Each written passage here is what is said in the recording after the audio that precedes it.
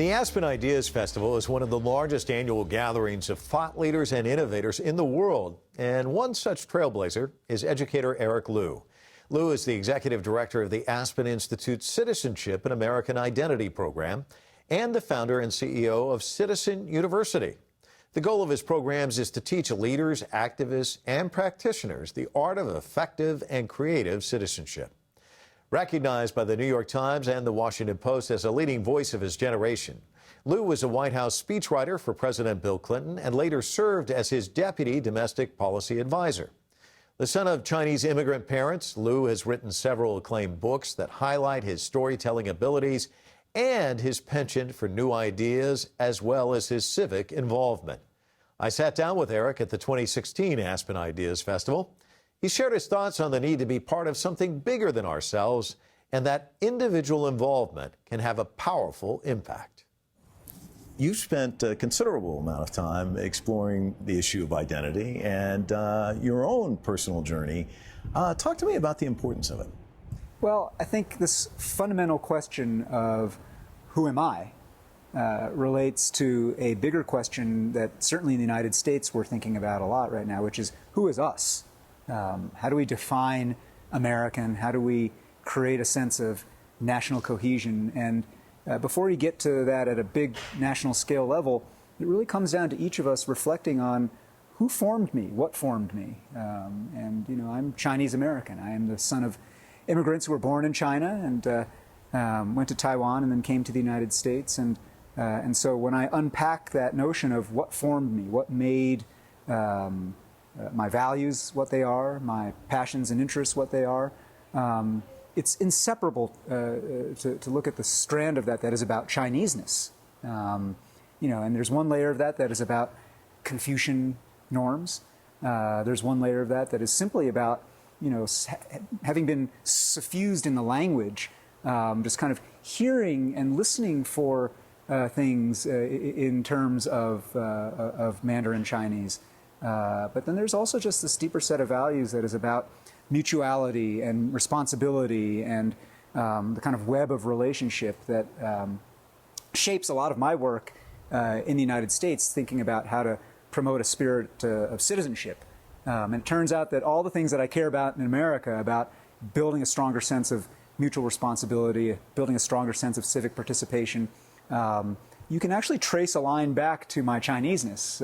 And the ways in which, growing up in a Chinese household, I was formed to think about something bigger than just myself, and formed to think about the long time horizons of, hey, I'm the trustee of something that came before me, and my only job here is to steward it and pass it on beyond. I think that's not a very American perspective. I think it's a very Chinese perspective, but I'm trying to inject it into the way we talk about American life. It's interesting because the U.S. president wrote that book, Dreams of My Father, talking about race and his identity and trying to find who he was. And that's a large thread in your book, too. And the title of your book is intriguing because it was something that your father said an awful lot. That's right. Give us an indication of this man who helped form who you are today. Well, the title of the book is A Chinaman's Chance, and you know, that is a phrase itself that anybody who knows American history, particularly cultural history, knows for the longest time that phrase basically was an insult. It was an epithet, right? And it grew out of the mid-1800s when Chinese immigrants first started coming to the U.S. in large numbers and were consigned to the most dangerous, life-threatening, menial tasks, whether it was in building the railroads or mining the mountains and so forth. And so this figure of speech arose during that time that if you had a very low chance of making it or getting what you wanted, you had a, quote, Chinaman's chance, right? My father, who came to this country a century later, in the mid-1950s, as a student, he was such a sponge for language and the culture, and he had a very wry sense of humor. And so somewhere early on in his life here, he heard that phrase, a Chinaman's chance. I don't know whether he heard it, someone directed it at him, in a mean-spirited way, or he just heard someone use it in a way that was kind of ignoring him and not even seeing him. But for whatever reason, he picked that up and it kind of put it into his repertoire. And so that by the time I was a kid, my dad, having this kind of wry sense of humor, he loved to kind of poke at the things that were sensitive or politically incorrect, and so he would use this phrase in the most kind of inappropriate situations, like if we were everyday situations, if we were driving to the grocery store and they were going to close in 10 minutes, but we were still 20 minutes away. He'd turn to me and look at me very seriously and say, "Oh, Eric, we have a Chinaman's chance of getting there on time," right? Or if the Yankees, who were my favorite baseball team, were down by 5 runs in the 9th inning, he'd look at me and say, "Oh, they've got a Chinaman's chance," And so, apart from just being playful and mischievous, the other part of my father's spirit and personality that was, I think, reflected in that was his very strong desire to claim this place. And part of claiming a place is claiming the language, and part of claiming the language is even claiming parts of the language that are used or intended to hurt you, and capturing those darts midair and kind of redirecting them, basically, right? And reappropriating them. And that was a spirit of his that basically was like, look, I have no illusions. I'm a Chinese immigrant in a country that is largely white, entering institutions that are largely white. My name is Chao Hua Liu, and that's not an American-sounding name. And so I know that I'm going to be facing resistance and discrimination. And at the same time, I'm going to take all that stuff and I'm going to try to reclaim and reappropriate it every way I can. That was my dad. That's a great spirit to have. Unpack for us what it is to be Chinese American. And let me preface that by saying, working where I work with a lot of Americans and I work with a lot of people who've come from China. And you see a distinct approach to life that they're very distinct. Americans are kind of hard charging. It's all about me. The Chinese, it's far more collective, the team. Is that a correct interpretation? Or I think broadly speaking, it is. I mean, on the one hand, you can say that's stereotype, but I think there have actually been so many interesting social science and social psychology studies that really roughly confirm this idea that people who are born and raised in China, Chinese, have a mindset and a value set that is more collective, that is more other-oriented, that is more long-term in its time horizons. So can we learn, each of us learn from the other in a sense? Not only can we, I think this is actually quite the mission and the purpose for Chinese Americans today. Chinese Americans are hybrids of that ethos, but also the American ethos, which is individualistic and with a short historical memory and a very strong willingness to defy tradition, convention, and authority. Right? All of these things are great for the United States. They've made the United States what it is. Right?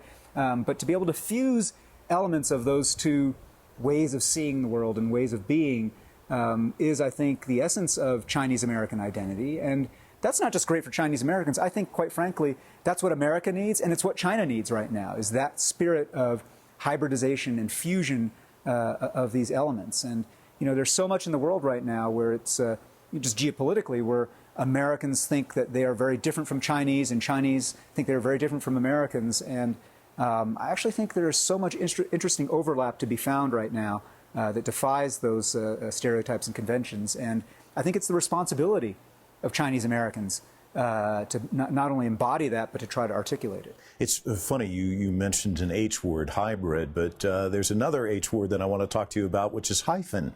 You're not a big fan of that. Talk to us about that. I'm not a fan of the hyphen. In American life, this being a country of immigrants, there is a convention just to say I am Italian American, Indian American, whatever it is, African American, and always to hyphenate that, right? And I've always resisted the hyphen for 2 reasons. Number one, when you have a hyphen there, let's say like Chinese hyphen American, what does that signify just as a piece of language? It signifies that, there are 2 things here. And they are in relationship with one another. But you would use Chinese hyphen American if you were talking about Chinese hyphen American diplomatic relationships or trade or educational exchange, right? But to be Chinese American is Chinese space American. American is the noun, Chinese is the adjective, right? Chinese is one of many adjectives that I have as an American.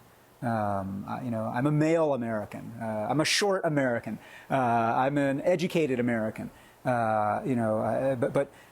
Chinese looms pretty large in my bucket of adjectives, right? But I think the idea here fundamentally for me is to assert that the noun is American, and the idea of America is that it is this container, not a melting pot, but a container for hybrids and a container for taking elements from China, from India, from Europe, from Africa, from Latin America, all these other places, and create combinations that the rest of the world hasn't seen. And I think the hyphen actually obscures that. And that hyphen might work Chinese-American relations, as you said. So talk to me about Chinese-American relations. Where do you see them today? I think there's some danger in Chinese-American relations right now. And I think what people have to do right now is recognize in a clear-eyed way, not, hey, can we all get along? Our interests are completely consonant. They aren't. Our interests between the United States and China are overlapping but not identical, right?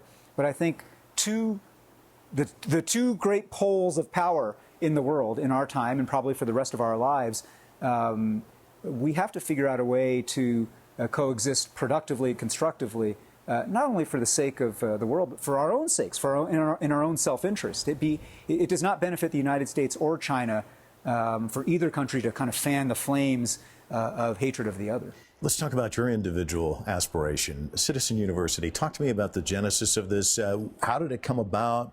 What went into your head, and what drove this mission? So I founded this organization, Citizen University, out of a strong sense that in our country right now, we have a fraying of the social fabric. We have deep inequality and concentration of wealth.